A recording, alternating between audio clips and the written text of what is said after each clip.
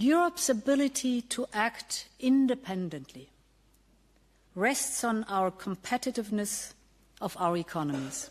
We want to join forces with you to create new local industries and value chain in a sustainable way, and this is the most important point.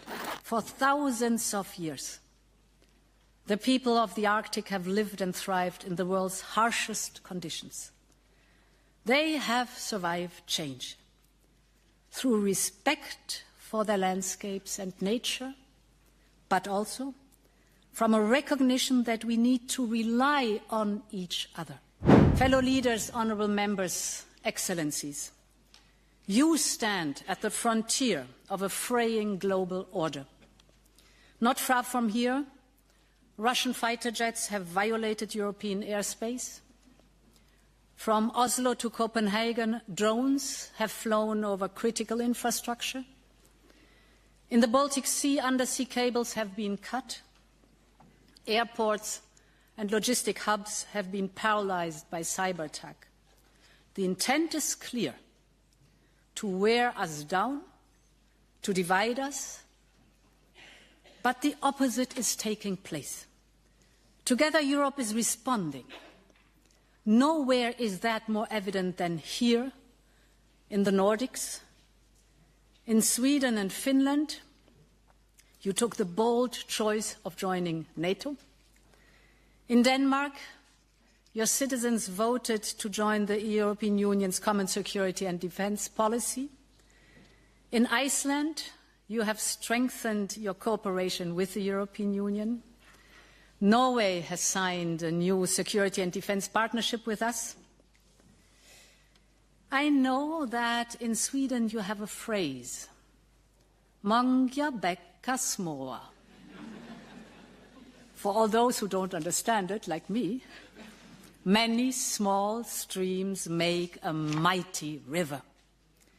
And confronted with a more dangerous world, we are learning from that wisdom. Today, Europe is stronger together. Nowhere is this clearer than in Ukraine. Putin thought he could break Ukraine's resistance in 3 days or 3 weeks. Instead, after 1,300 days, Ukraine's spirit is unbroken. And this is first and foremost because of Ukraine's courage, but also because of the unrelenting support of Europe. Your countries have shown the way. Brave Ukrainian forces fly fighter jets from Denmark, sail Swedish boats, fire Finnish artillery, use Norwegian drones, receive care in Icelandic hospitals, found refuge in the Faroe Islands. This region is famed for its solidarity, and with Ukraine you are showing it in full force. Your countries have empowered their resistance, and I think you can take pride in it, and all of Europe thanks you for that.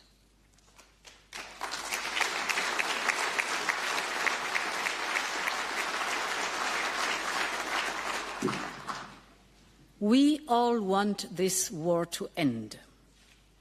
But a lasting peace relies on a strong and independent Ukraine. That matters for the security of our entire continent. Today, Putin still believes he can outlast us. He still thinks that, over time, Russia can achieve its aims on the battlefield. This is a clear miscalculation. A sustainable peace requires changing this miscalculation, and that is why securing long-term financial support for Ukraine is so essential. It is central to the security of all our countries, and we must also continue to raise the cost of war for Russia. Last week, we adopted the 19th package of sanctions, wide-ranging and extensive sanctions, which include measures to crack down on Russia's shadow fleet. We also welcome the announcement of the US sanctions on Russian oil companies, and we are working together towards a reparations loan based on immobilized Russian assets. This is the most effective way to sustain Ukraine's defense and its economy, and it is the clearest way to make Russia understand that time is not on their side. If needed, we are in for the long haul, and we will stand by Ukraine for as long as it takes.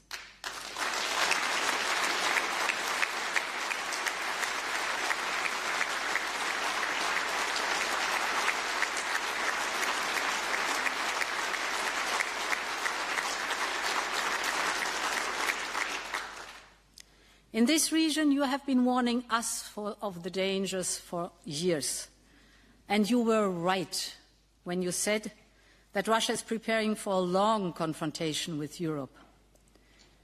They redeploy troops and build infrastructure near Finland's border. They step up their hybrid campaign across Europe. And they throw more money at their war economy, with over 40% of the federal budget and 9% of the GDP going to their military. If we want lasting peace on our continent, Europe must have the capacity to deter any further Russian aggression. Within the European Union, we have made historic progress towards building a defence union. We will mobilise up to 800 billion euros by the end of the decade to strengthen member states' defence efforts. And this is not only about spending more, it is about spending smarter and preparing together. It is about ensuring that Europe can protect every centimetre of our territory. And that is the purpose of the Defence Readiness Roadmap 2030, which I presented last week to the European Council. The roadmap is a pan-European plan built in close cooperation with NATO that sets clear objectives and measurable initiatives. It will not duplicate existing operational structures, but it will help member states to produce and procure the capabilities they need.